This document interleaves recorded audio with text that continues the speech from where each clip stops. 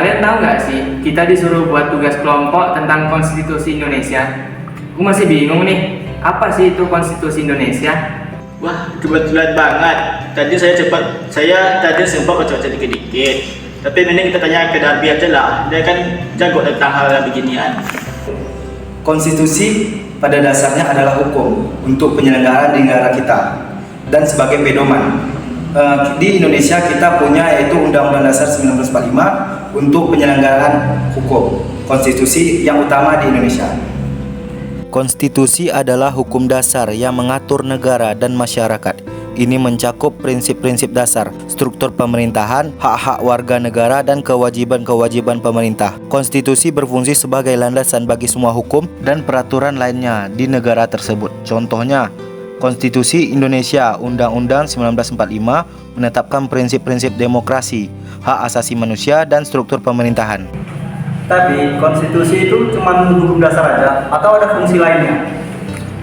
Wah, pertanyaan kamu bagus. Konstitusi memiliki beberapa fungsi, yaitu untuk membatasi pemerintahan dan menjamin warga hak negara, dan di situ untuk mengatur lembaga yang ada di negara kita sendiri. Fungsi konstitusi antara lain menetapkan struktur pemerintahan dan menjaga kekuasaan, melindungi hak-hak warga negara dan menjamin kebebasan, menentukan kewajiban-kewajiban pemerintah dan lembaga negara, menjadi landasan bagi pembuatan undang-undang dan peraturan lainnya, membatasi kekuasaan pemerintah dan mencegah penyalahgunaan wewenang, menjamin stabilitas dan kepastian hukum dalam negara.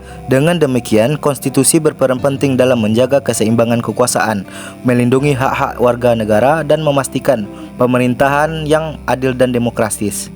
Oh, jadi bukan cuma aturan doang, tapi juga pelindung rakyat ya? Tepat, jangan lupa Undang-Undang Dasar 1945 kita juga pernah di amandemen.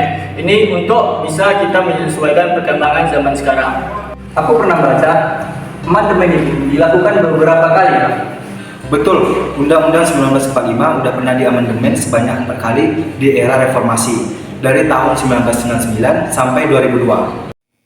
Amandemen Undang-Undang Dasar 1945 era reformasi pada tahun 1999 sampai 2002 dilakukan untuk menyempurnakan konstitusi dan memperkuat demokrasi. Perubahan utama meliputi pembatasan kekuasaan presiden, pembentukan sistem referensial dan lebih demokratis, pembuatan peran DPR dan MPR dalam proses legalitas dan pengawasan, penegasan hak asasi manusia dan melindungi warga negara, otonomi daerah, dan pembentukan lembaga-lembaga negara yang lebih independen seperti Mahkamah Konstitusi. Aku penasaran, kenapa sih perlu diamandemen? Supaya konstitusi tetap relevan. Misalnya, zaman dulu kekuasaan presiden sangat besar, dan dengan adanya amandemen, kuasa itu sekarang jadi terbatas dan rakyat bisa memilih secara langsung. Dan DPR pun sekarang mempunyai peran yang lebih kuat kan? Ya, semuanya jadi lebih demokrasi. Kita makanya harus wajib tahu dengan konstitusi. Di negara kita adalah sebagai negara kekuasaan, yaitu dari dasar negara kita sendiri. Wah, aku jadi makin ngerti sekarang. Konstitusi itu bukan cuma dipelajari, tapi harus kita jaga juga ya. Benar banget. Dengan adanya konstitusi, hak kita sebagai rakyat bisa terjamin dan pemerintah tidak bisa semena-mena dengan kita. Kalau gitu, ayo kita mulai buat tugasnya. Pembicaraan tadi bisa menjadi bahannya. Siap, kita tulis bersama buat Indonesia yang lebih paham hukum dan demokrasi.